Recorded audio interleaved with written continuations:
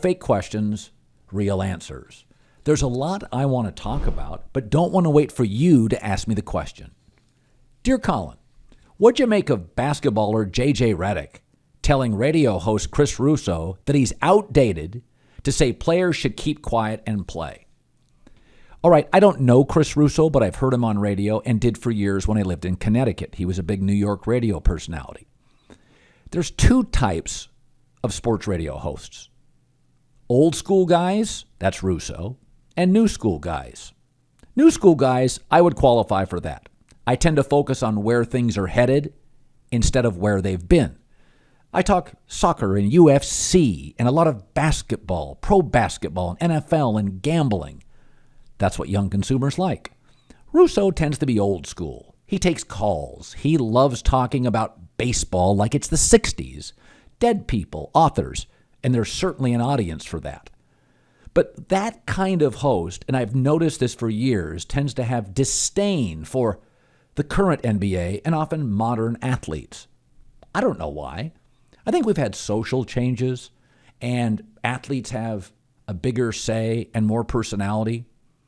I do think if you gave Walt Frazier and Earl Monroe Instagram in the 70s, they'd be outspoken too. But there are broadcasters in my profession that tend to lean into the past. They cling to it. They like it. They're comfortable in it. And there's absolutely nothing wrong with that. Russo's a good guy, I've been told, but he's an old school broadcaster. They often talk about the good old days of the NBA. Like the Knicks and the Pacers free throw shooting contests were fascinating. NBA players today are overwhelmingly more skilled, stronger, better ball handlers, better shooters.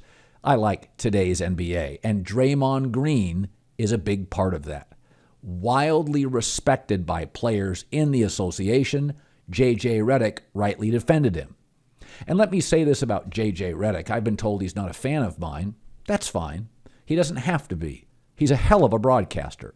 Redick does something that very few ESPN hosts are willing to do. Be confrontational. Go after people if he disagrees.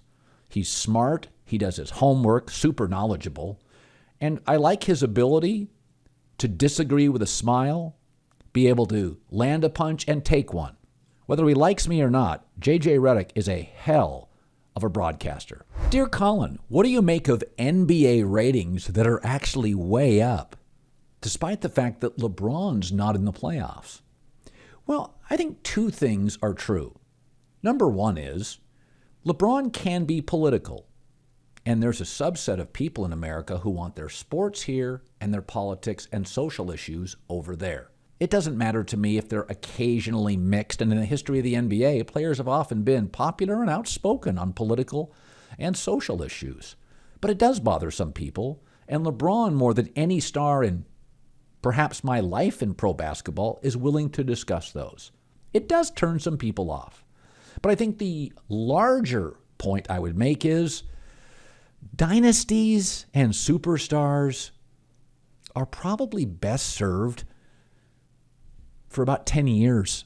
I think people have Tom Brady and LeBron fatigue, especially LeBron fatigue. Listen, he made 8 straight finals.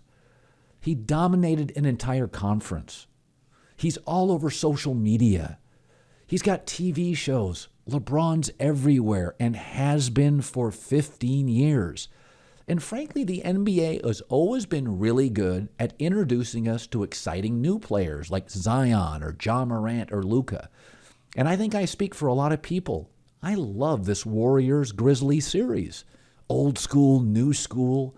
I love some of the young players in the NBA, like Luka and again, Ja Morant. I don't think LeBron's a bad guy, but I think everybody has fatigue after a while. You can watch television shows, series. They run their course. I think the Lakers, LeBron, people are just looking for something new. More than the politics, that's why the ratings are up. The league was over LeBron, mostly. Colin, I know you've already addressed Ryan Tannehill saying he's not going to help develop Malik Willis, who was drafted in the 3rd round by the Titans. Anything else you'd like to add? Why, thank you for asking yes. Sometimes there's harsh truths in society, and we don't like to talk about them. It makes us think less of people.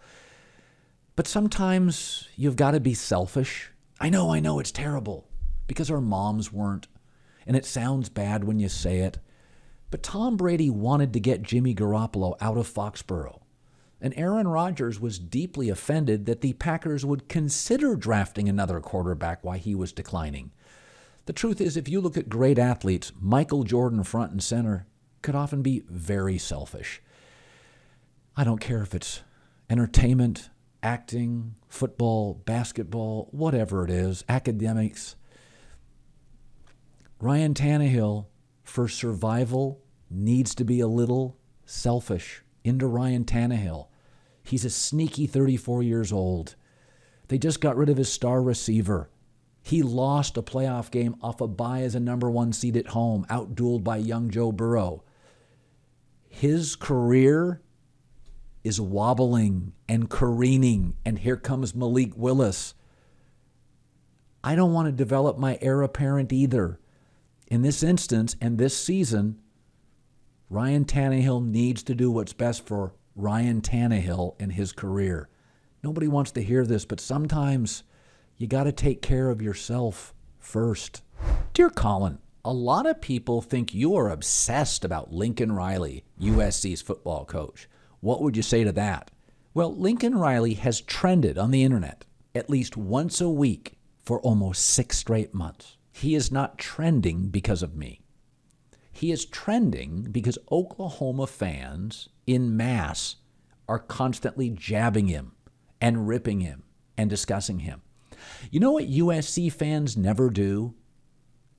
Talk about Brent Venables, Oklahoma's coach. They're not threatened by him. They don't feel burned by him or spurned by him. Los Angeles is busy. We have 2 NFL teams, 2 NBA teams. We have 2 major league teams. We have 15 to 20 to 25 superstars or stars in our market. We don't care about Oklahoma football or Brent Venables. Oklahoma is showing you when somebody dumps you, it hurts. You're in pain and you lash out. I'm not obsessed about Lincoln Riley. He keeps trending week after week because Oklahoma fans are going to the internet and poking and jabbing and taking swings at him. Brent Venables never trends. Dear Colin, is there a trend in sports that's a little irritating? Yes, and I'm seeing it again.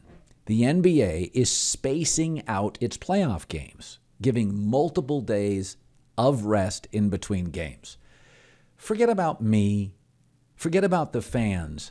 I don't think it's good for the athletes. You talk to baseball players. If they play on a Sunday afternoon, a playoff game, even if they travel, they want to play by Tuesday. They like the batting cage. They like the rhythm. They like to get their workouts in. NBA players, let me ask you, Boston players go to Milwaukee. What are you going to do for 72 hours in Milwaukee? I mean, there's autograph hounds, iPhones everywhere. The minute you go down to the hotel lobby, players are just trapped in their rooms. I don't think it's good for sports. I see this in baseball. Guys play in the summer every day. You get to the playoffs, the weather gets cold, and they take 3 and 4 days off in between games. I don't think it's good for the sport. I don't think it's good for the athletes. And as a fan, keep me engaged. I have all these streaming services now. You take 3 or 4 days off, you may lose me.